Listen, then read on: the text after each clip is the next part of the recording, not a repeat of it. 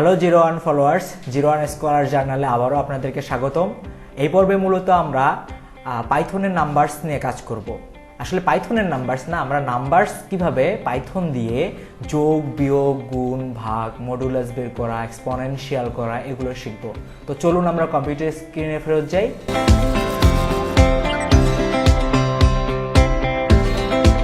তো কম্পিউটার স্ক্রিনে আসার পরে আমরা যে কাজটি করব আগের মতোই, আমরা একটা নতুন পাইথন স্ক্রিপ্ট তৈরি করব। সেটির নাম হচ্ছে হলো নাম্বারস ডট পাই। তো আমরা নাম্বারস ডট পাইয়ে আমরা হচ্ছে হলো দুইটি ভ্যারিয়েবল নেই, দুইটি না, আপনি ইচ্ছা করলে 3-4টিও নিতে পারেন। তো আমি আমার কাজের জন্য এখানে আমি দুইটি ভ্যারিয়েবল নেব। একটি হচ্ছে হলো var 1, একটিকে দিই ভ্যারিয়েবল 1 var 1, সেটিতে একটি ভ্যালু অ্যাসাইন করি, সেটি হলো 10। আর একটিতে হচ্ছে হলো var 2, সেইখানে ভ্যালু অ্যাসাইন করি 20.25। এখানে একটা জিনিস বলে রাখি যে এই পয়েন্টটাকে বলে হচ্ছে হলো ফ্লোটিং টাইপ নাম্বার। ওকে, উপরেরটা হচ্ছে হলো ইন্টিজার টাইপ আর এটা হচ্ছে হলো ফ্লোটিং টাইপ। তো এটা আপনারা অনেকেই জানেন, আর আপনারা যারা জানেন না তাদের উদ্দেশ্যে বলছি যে ভ্যারিয়েবল 1-এ যে ডেটাটি ডিক্লেয়ার করেছি, যে নাম্বারটি ডিক্লেয়ার করেছি, সেটা হচ্ছে হলো ইন্টিজার টাইপ, এবং var 2-তে হচ্ছে হলো 2.2025, এটি একটি ফ্লট। তো এইটা যদি আমরা মাউস কার্সরটা একটু এর উপর ধরি, তখন দেখবেন যে এটা ডাটা টাইপও বলে দিচ্ছে ফ্লট। সো এই হচ্ছে হলো আমাদের নাম্বারসে ডিক্লেয়ার করা হয়ে গেল। এখন আমরা কিছু বেসিক অপারেশন করব। তো বেসিক অপারেশনের জন্য পাইথনে অ্যারিথমেটিক অপারেশনের জন্য মূলত যে কয়টি জিনিস ইউজ করা হয়, এটি হচ্ছে হলো প্লাস,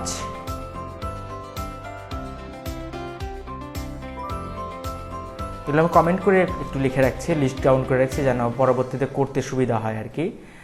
মাইনাস মানে বিয়োগ করা, ইনটু বা মাল্টিপ্লিকেশন বা গুণন করা, বাংলায় গুণন করা, ডিভিশন ভাগ করা। এছাড়াও আরেকটি জিনিস আছে, সেটি হচ্ছে হলো যে মডুলাস, পার্সেন্টেজ, ভাগশেষ। আর এছাড়া আরেকটি জিনিস না বললেই নয়, সেটি হচ্ছে হলো আপনারা হয়তোবা যারা ছোটবেলায় ম্যাথ করেছেন তারা দেখেছেন 2 to the power 5, 2 to the পাওয়ার 6, এটাও কীভাবে করতে হয় পাইথন, এটা আমরা দেখব। তো এটা হচ্ছে হলো দুইটা স্টার দেওয়ার মাধ্যমে আসলে ডিক্লেয়ার করতে হয়। তো চলুন প্রতিটি অপারেশনে আমরা এক্সাম্পল সহ দেখি। আমরা উপরে দুইটি ভ্যারিয়েবল ডিক্লেয়ার করেছি, সেটা var 1 এবং var 2।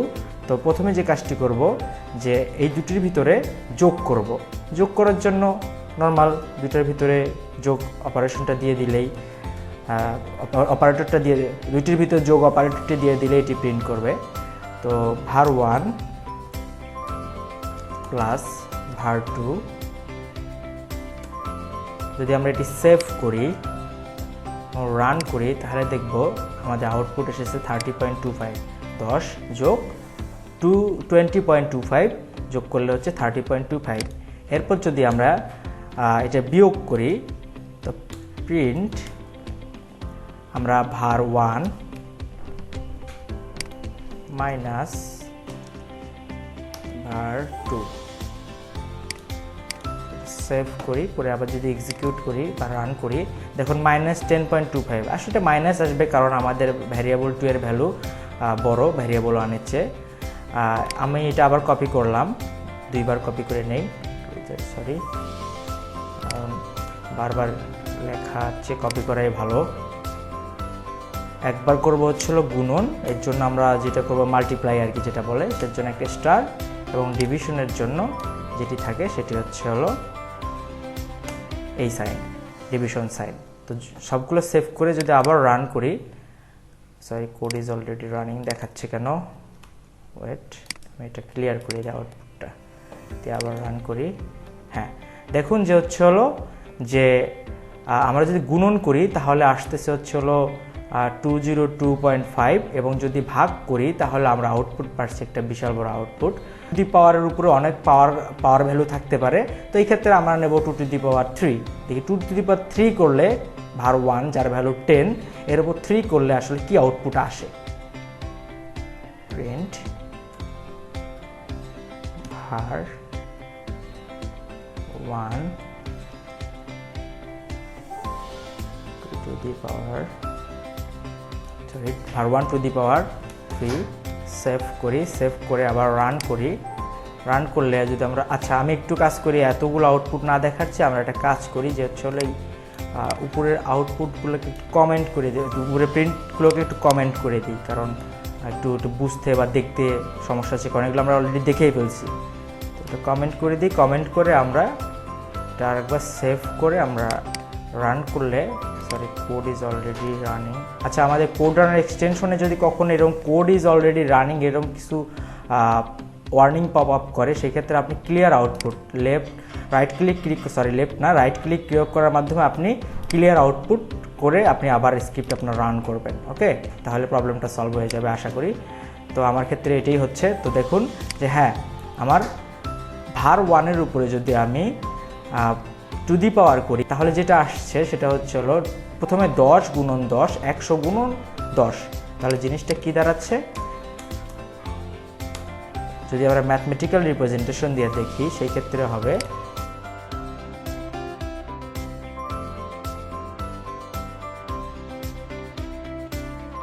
শেষে যে জিনিসটি বাকি থাকে সেইটি হচ্ছে কিভাবে আমরা মডুলাস বের করব বা ভাগশেষ বের করব।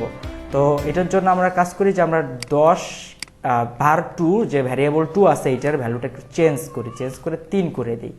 যদি এটাকে আমরা মডুলাস করতে চাই, আমি এই প্রিন্টটাকে কমেন্ট করে দিই, কমেন্ট করে দিয়ে আরেকটি প্রিন্ট ফাংশনের ভিতরে আমরা করব কি var 1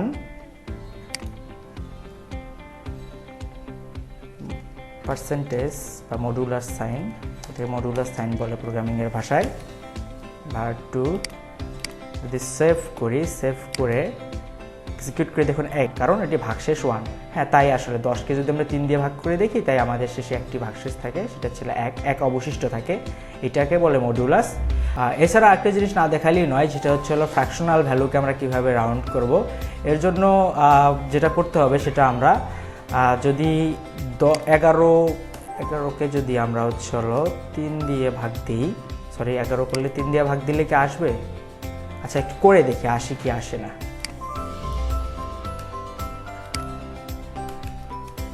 প্রিন্ট var 1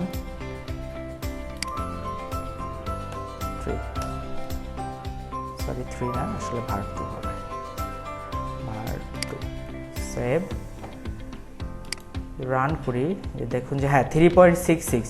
যদি আমরা এইখানে এই ভাগ সাইনটার পরে বা ডিভিশন সাইনটার পরে যদি আরেকটি ডিভিশন সাইন ইউজ করি, বা দুটো ডাবল স্ল্যাশও বলতে পারেন, ডাবল স্ল্যাশ ইউজ করে রান করলে দেখব যে আমাদের কোডটি অ্যাকচুয়াল যে রাউন্ড মানে পয়েন্টের পরের অংশটুকু বাদ দিয়ে সে শুধুমাত্র রাউন্ড একটি ভ্যালু দেখাচ্ছে। এছাড়াও আমরা আরও দুটি বিষয় নিয়ে কথা বলবো, সেটি হচ্ছে আচ্ছা এগুলো আমাদের আর লাগতেছে না, এগুলো আমরা মুছে ফেলি।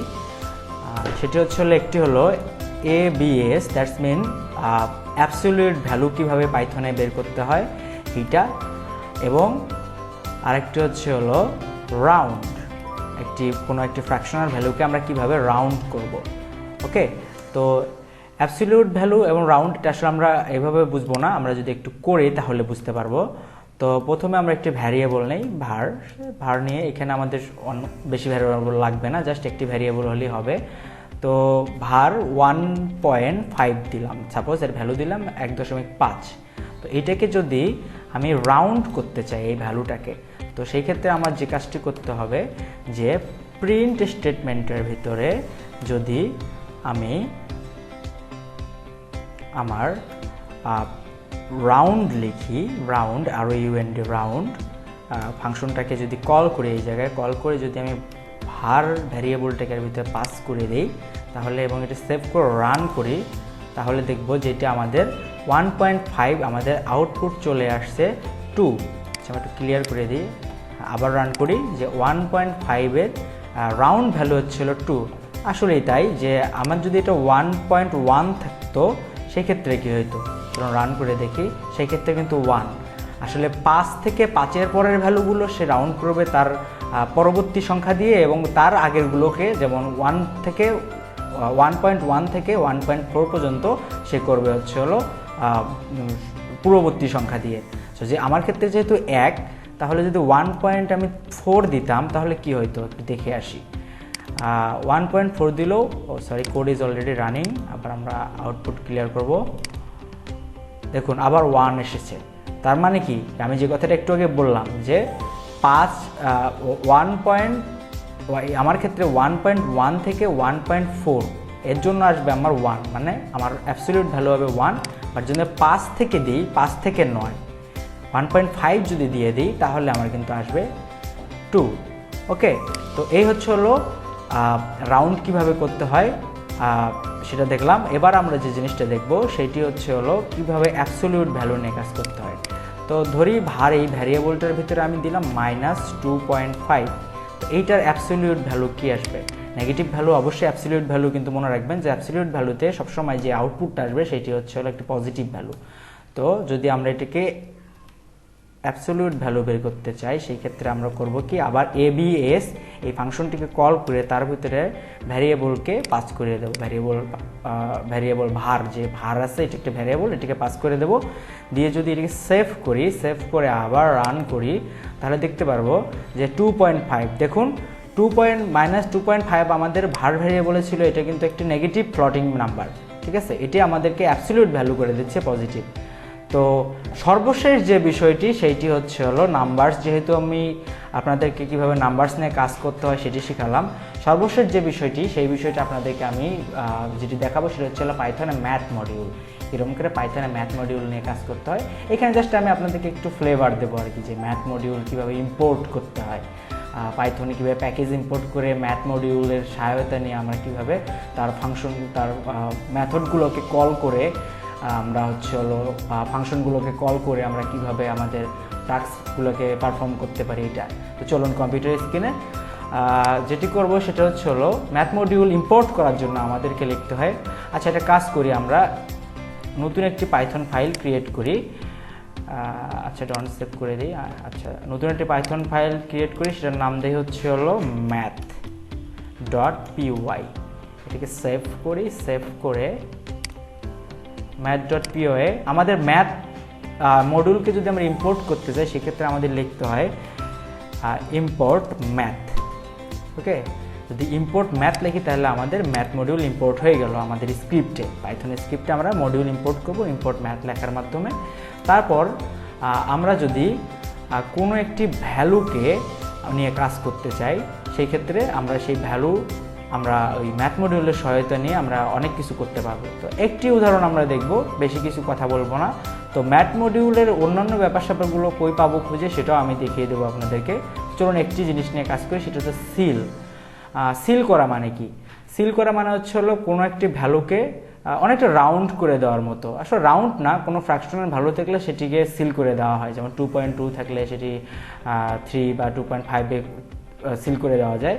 তো সিল করে মানে যখন কোনো আমরা রিয়েল লাইফ দিয়ে চিন্তা করি যে যখন কোনো জায়গায় কোনো একটা জায়গায় ফুটো হয়ে যায় বা দেওয়ালে ফুটো হয়ে গেলে আমরা কি করে পরে সিমেন্ট দিয়ে সেটাকে আমরা আবার সিল করে দিই। তো এইরকম এর ব্যাপারটা এরকম যে ম্যাথেরও কিছু ফ্র্যাকশনাল ভ্যালুকে সিল করা যায়। তো আমরা ইম্পোর্ট ম্যাথের মাধ্যমে আমরা ম্যাথ ফাংশনকে ইম্পোর্ট করলাম। এবার যে কাজটি করব সেটা হচ্ছে আমরা একটা ভ্যারিয়েবল নেই, ভ্যারিয়েবলটাকে আমরা হচ্ছে ভিতরে একটা ভ্যালু অ্যাসাইন করি, সাপোজ 1.8 ধরলাম। এরপর আমরা যে কাজটি করব যে ম্যাথ ডট সিল, দেখুন এই যে সি লিখলে সিল চলে আসবে। তো আমি আগেও একবার বলছিলাম যখন স্ট্রিং মেথডস করাচ্ছিলাম তখন বলছিলাম ডট নোটেশনের মাধ্যমে আমরা মেথডকে কল করি, বা ডট নোটেশনের মাধ্যমে আমরা অবজেক্টকে কল করি, সরি মেথড না। আর প্রতিটা অবজেক্টের ভিতরে আমাদের মেথড থাকি। তো এইটা হচ্ছে হলো সেম ওয়েতে এটাও কাজ করতেছে ম্যাথ মডিউলটা। তো আমরা সিল ইউজ করলাম।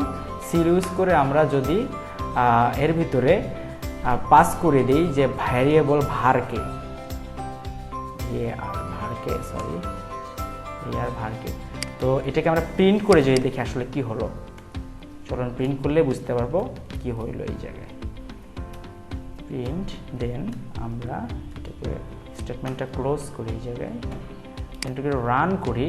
তাহলে খেয়াল করে দেখবেন 1.8কে কিন্তু সে রাউন্ড করে দিয়েছে, সেটাকে 2 হয়ে গেছে, মানে সিল করে দিয়েছে। রাউন্ড অ্যাকচুয়ালি সিল করে দেওয়া। তো এইটা হচ্ছে ম্যাথের সিল। এছাড়াও যদি আপনারা ম্যাথ নিয়ে আরও অনেক কিছু করতে চান, যে ম্যাথের আরও বিল্ট ইন মেথডগুলো কী কী এগুলো দেখতে চান, এর জন্য যেটি করতে হবে সেটি আমরা আমাদের ব্রাউজারে গিয়ে যদি সার্চ করি, গিয়ে যদি লিখি যে হচ্ছে হলো পাইথন 3 ম্যাথ মডিউল, দেখুন চলে এসেছে অটো সাজেশন। তো আমরা এটা যদি ওপেন করি, সার্চ করি, দেখবো যে ম্যাথ প্রথমে একটা ওয়েবসাইট আসে, প্রথমে একটি লিঙ্ক আসে, ওয়েবসাইট না আসলে লিঙ্ক মানে ওয়েবসাইটই। তো docs.python.org এর, তো পাইথন অফিসিয়াল ডকুমেন্টেশন, এখানে ম্যাথমেটিক্স ফাংশনগুলো আছে। আমরা যদি ওপেন করি, এখানে আমরা দেখতে পাবো যে ম্যাথমেটিক ফাংশন, এই যেমন সিল, আমি যেটা একটু করাইলাম যে সিল, তারপর হচ্ছে হলো কপি, সাইন, ভ্যাবস, সব কিছু এখানে ডিটেল দেওয়া আছে এবং তার ব্যবহারগুলো দেওয়া আছে। তো আপনারা এইভাবে ম্যাথ শিখে নিতে পারেন, ম্যাথ মডেল কীভাবে কাজ করে শিখে নিতে পারেন। তো আজকের পর্ব ছিল এই পর্যন্তই, আশা করি আপনারা বুঝতে পারছেন।